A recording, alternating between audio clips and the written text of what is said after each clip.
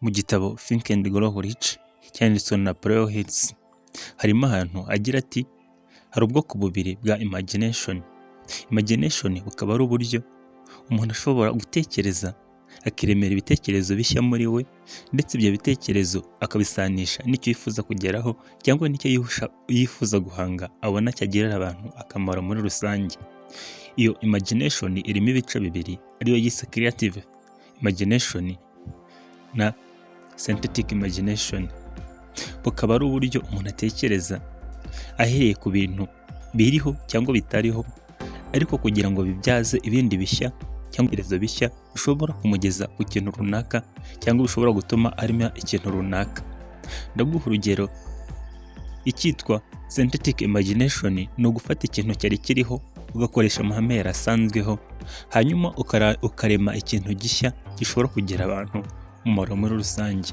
Aha hatanga urugero rw'umuntu wakoze iri tara rimurika iri tara ry'amashanyarazi ariwe Edison. Edison yahereye ku bintu byari biriho, hanyuma akora ubushakashatsi bw'igihe kirekire, kuko bavuga ko yagerageje inshuro zigera ku 10,000 agenda akora bikanga. Izo nshuro 10,000 ntiyigeze acika intege, ahubwo yagendaga ahuriza hamwe amahame yari asanzweho kugira ngo arebe ko yakora iryo tara rye.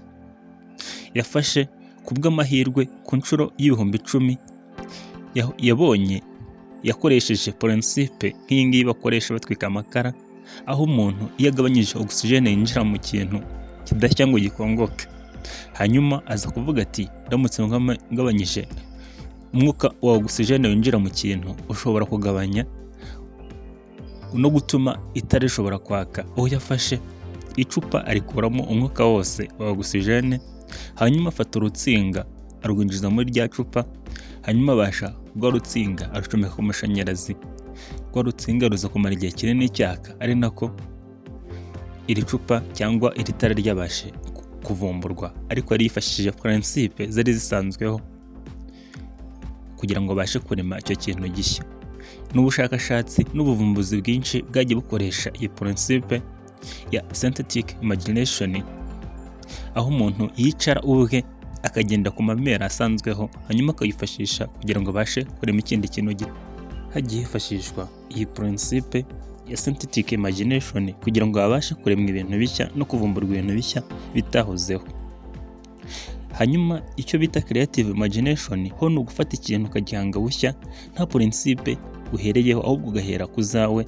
Ari nk'ahantu twavuga nk'iriya principe cyangwa uburyo bwo kuvumbura imikorere y'urumuri ndetse n'umuvuduko warwo ya Einstein, aho yahereza ahubwo abasha kuvumbura no gushaka uburyo ashobora kumezira cyangwa gupima imikorere y'umuri. Ariho hantu yanakuriye icyo bita principle of relativity, aho I ihanye na mc². Ni ukuvuga ngo ni ibintu bishya yaremye abiheraho ahereye ku bintu bitari bisanzweho, kandi abasha kugera kuri byinshi. Izi principe ya synthetic na creative imagination mu buzima busange, umuntu wese wifuza kugira icyo kintu afasha sosiyete cyangwa kugira icyo afasha mu muryango rusange, ni mu bintu bibiri agomba kwifashisha. Ashobora guhuriza hamwe muri ibi bintu kugira ngo abashe kugera ku ntego ye cyangwa abashe kurema ikintu cyagirira akamaro umuryango rusange.